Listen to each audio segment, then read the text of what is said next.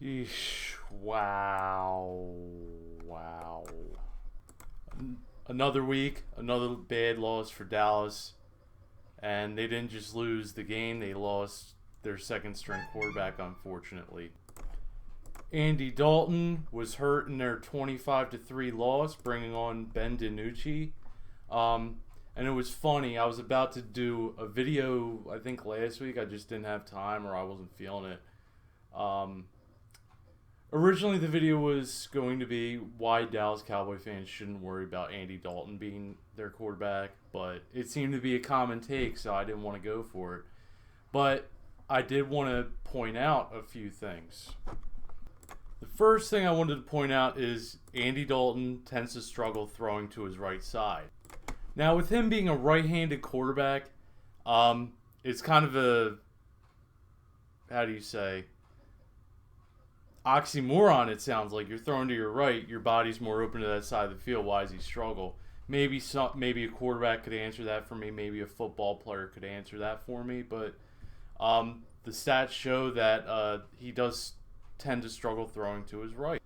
Andy Dalton in his career with the Cincinnati Bengals has thrown for a 57 passer rating to the right side of his field when he's not targeting A.J. Green. He also notoriously struggled in the past when opposing cornerbacks were able to put the clamps on A.J. Green. There was one game against the Cleveland Browns, I think in 2014, where Joe Hayden shut down A.J. Green for the entire game, and Andy Dalton was 10 for 33 with 0 touchdowns, 3 interceptions, and a passer rating of 2 out of 158. 2. One of the worst passing performances in NFL history. Another common problem with Andy Dalton is he tends to struggle throwing over 15 yards. Now again, my stats are a little dated. I can't really seem to find any recent data, but there isn't a lot that leads me to believe that this has changed since 2014. He passes over 15 yards. He was 0 for 5 in 2013 with an interception. Just not that good.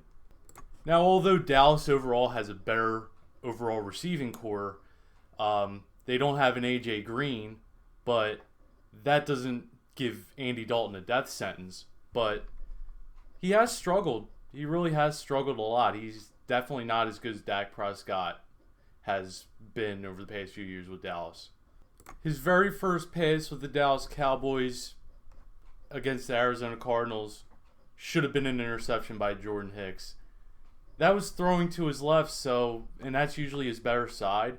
So that's just really pretty damning for Andy Dalton's prospects with Dallas.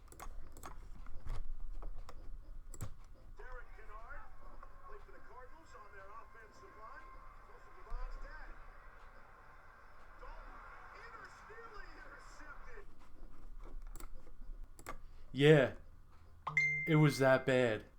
Send his ass to the Shadow Realm.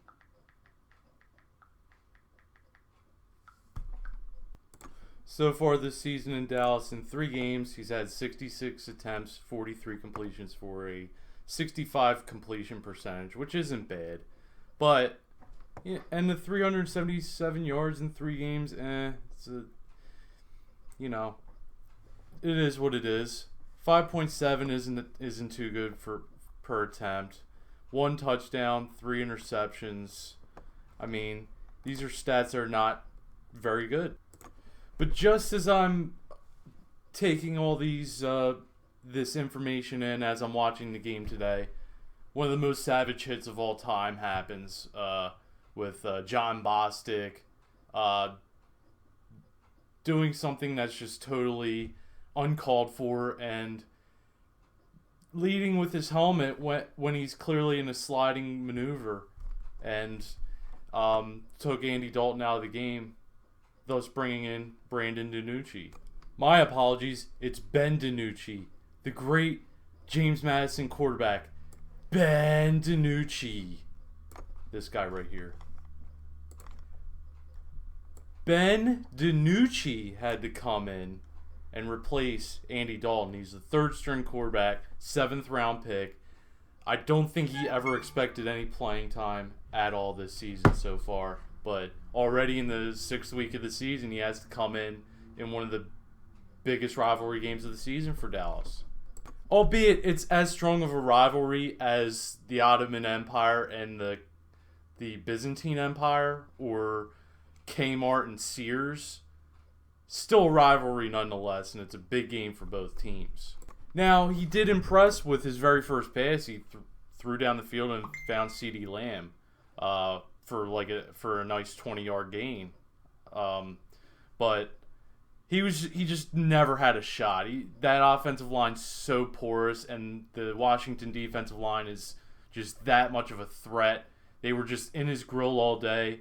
No physical distancing whatsoever. They just got in his face and took him down. Just not a good game, and instead of looking like, he could carve out his own legacy, that number 7 kind of reminded me of one Chad Hutchinson, if you remember. So overall, not a great day in the office for the Dallas Cowboys, and it's a shame that the NFC East is that bad, that the leader of the division is a 3-way tie almost, with 3 teams that have 2 wins in 6 games.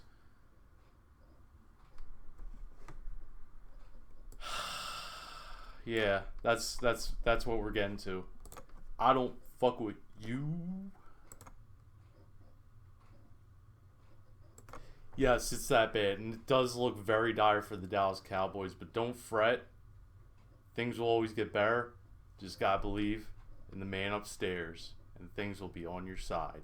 What I do know about Ben DiNucci, when he played for Pittsburgh, his Pittsburgh highlights didn't impress me, but he throws the rock pretty nice. He has a good delivery of the ball.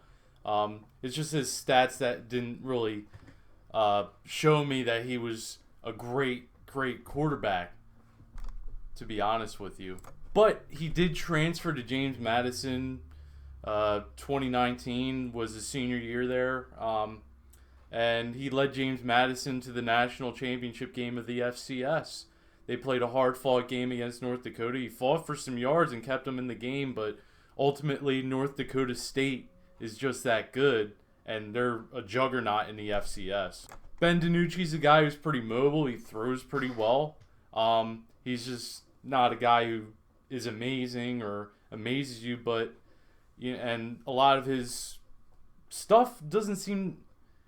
A lot of the highlights I see do not seem to translate at the NFL level because they kind of ran sort of an option system, but there was a lot of plays where he was under the center. In the end, though, I mean, he seems like I think it's going to be tough behind that offensive line, but he's not going to be that bad of an option for Dallas. It's just going to be tough behind that offensive line, and we'll see if he gets lost in the lights of Dallas.